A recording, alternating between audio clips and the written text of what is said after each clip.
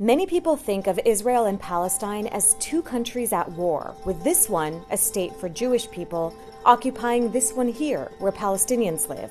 The truth is, both Israeli Jews and Palestinians live all over this territory, ruled by one government and one army, based on the idea of advancing the supremacy and domination of one group of people, Jews. And that is what guides its policies and its practices towards Palestinians.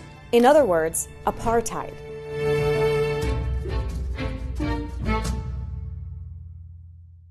Apartheid is a loaded word tied to the racist South African regime of white minority rule. But although the word comes from there, apartheid isn't just a description of what happened in South Africa.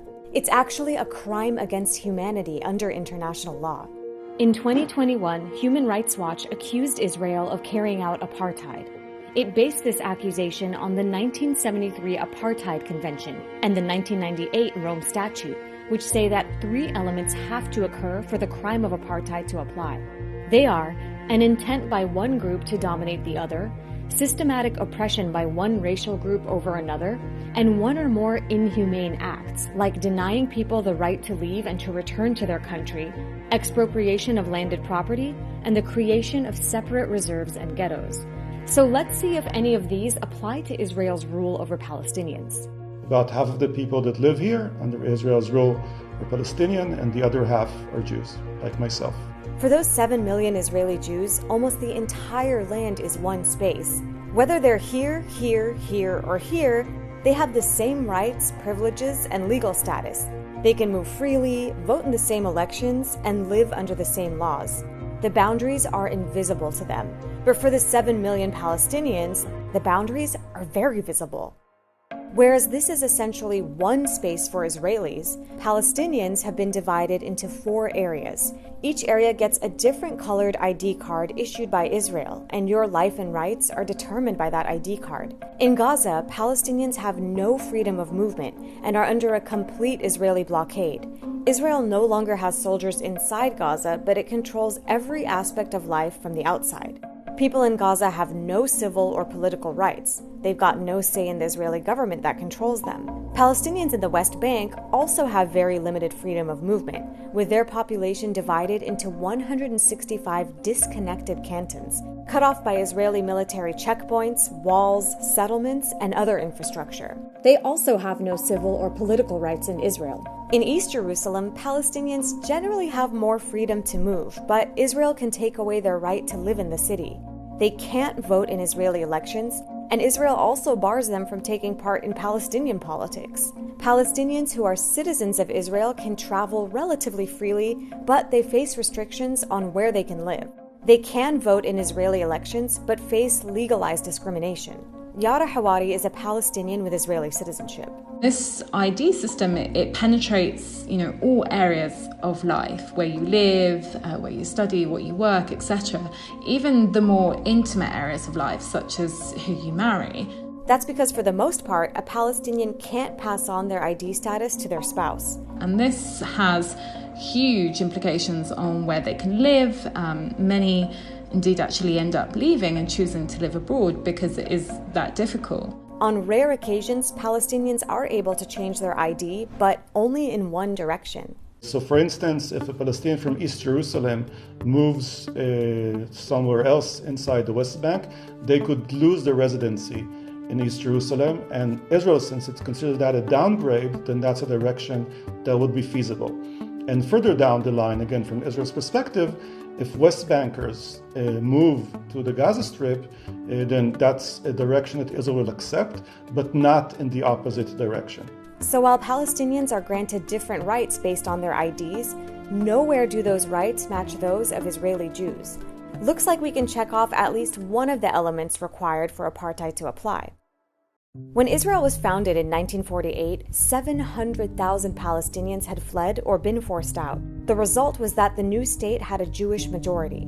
To maintain that majority, Israel has never allowed the refugees to return. The Palestinians who remained were given Israeli citizenship, although they were kept under strict military rule for 19 years. But in 1967, when Israel occupied more lands, including Gaza, the West Bank, and East Jerusalem, It faced a problem.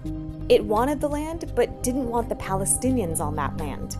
So it's refused to extend citizenship to the rest of the Palestinians under its control, while keeping them under military rule ever since. To further control the ratio of Palestinians to Israeli Jews, Israel still bans Palestinian refugees and their descendants from moving into any of the territories it controls, while encouraging any Jewish person anywhere in the world to immigrate to Israel, even if they've never set foot there before. In Jerusalem, the Israeli authorities actually have a population target: 60% Jews to 40% Palestinians. Palestinians in Jerusalem are only granted a permanent residency permit, even if they've been living in the city since before Israel was founded. About 350,000 Palestinians are in that status, and which is Orwellian the way it's defined, because the only thing permanent in permanent residency is that it can actually always be taken away. These permits can be revoked if a Palestinian moves out of the city, but Jewish Israelis living in Jerusalem never lose residency, even if they move to the other side of the world. This discrimination has been enshrined in Israeli law. The 2018 nation-state law says that Israel is the nation-state of the Jewish people, and that the right to national self-determination in the state of Israel is unique to the Jewish people. That means that even Palestinians with Israeli citizenship aren't considered equal to Jews with Israeli citizenship. As Israel's Prime Minister Benjamin Netanyahu put it, Israel is not a state of all its citizens, but rather the nation-state of the Jewish people, and only them. So let's go back to that list from before. The nation-state law is only one of many Israeli laws that explicitly discriminate against Palestinians. For example, there's the 1950 absentees property law. Deeming Palestinian refugees absentees, Israel seized hundreds of thousands of acres of their land, even though they were only absent because Israel wouldn't let them return. Remember, denying people the right to return to their country is on the list of inhumane acts that legally make up the third element of apartheid. There are more Israeli policies that could fall under the category of inhumane acts, especially when it comes to land. So Israel desires the land, even more so desires empty land, or land that it makes empty, and doesn't desire the Palestinians living on that land. And that has resulted in policies in which land is constantly moving in one direction.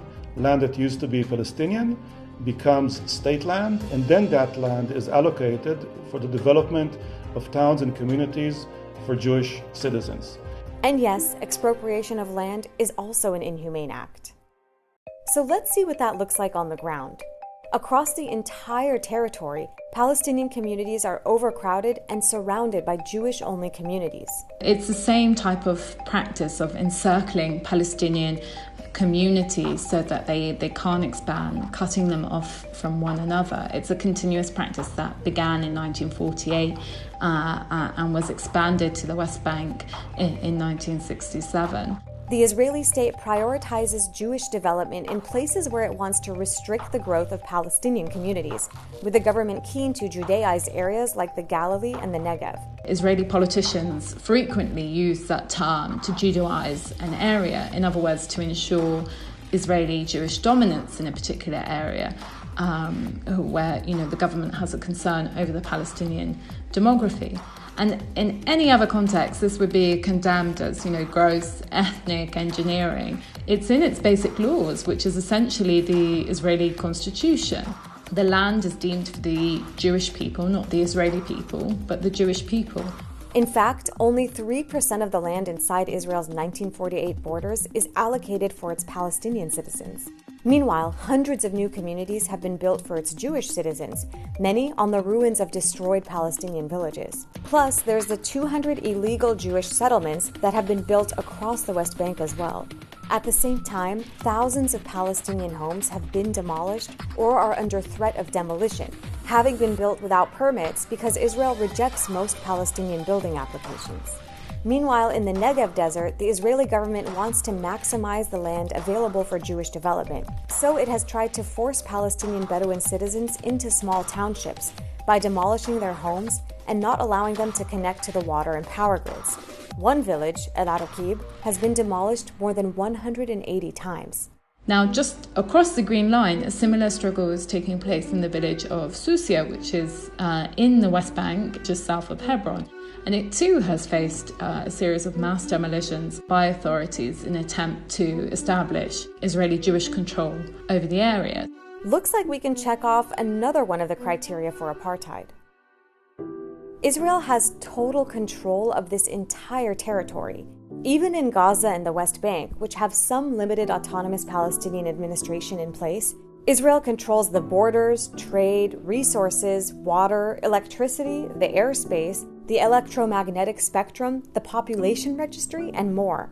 Accusing a government of carrying out a crime against humanity like apartheid is no simple matter. But we've seen how Israel's control over and discrimination against Palestinians fits the legal threshold for apartheid. Israel's own leaders knew this was happening, although they didn't do much to stop it. The state that you have at the moment is an apartheid state, isn't it? It's not yet apartheid, but it might come on this slippery slope toward apartheid. Still, how could apartheid apply to Israel when, say, Palestinian citizens can vote? So, as a Palestinian citizen of Israel, I cannot question the fundamental constitution of Israel, which says that the state is for the Jewish people and the Jewish people alone. My citizenship doesn't allow for inclusion in that state, and so therefore participation in Israeli elections or in the Knesset is really nominal and has no potential to change policy.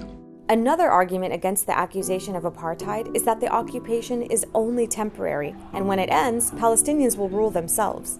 Normal people don't think that 54 years is temporary. We've passed that line already a very long time ago. And yeah, there's a lot of Israeli propaganda insisting on that worldview of democracy plus temporary occupation. No, it's not a democracy and it's not a temporary occupation.